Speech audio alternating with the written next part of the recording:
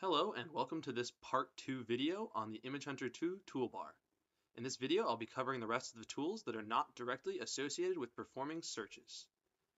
If you tuned into the last video, you would have heard that we always recommend that you either log in or sign up for an account, so that way when you're performing searches that you can access your saved searches and submitted quotes under Manage Account.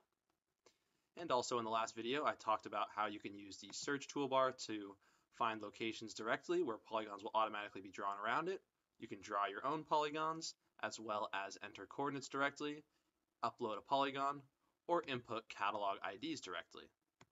But moving on from searching, there are a couple of other useful tools that I'd like to cover. The first tool is the measurement tool. It's quick and easy to use.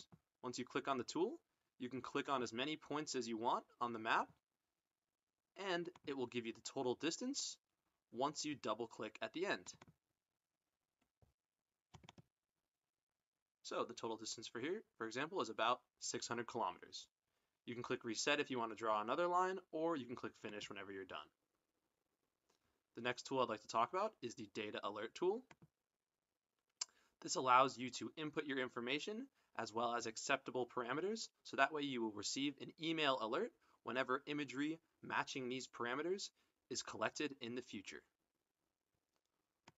Once you've performed a search, you can save searches by clicking on this button here that looks like a location or a zoom to current location button on a map.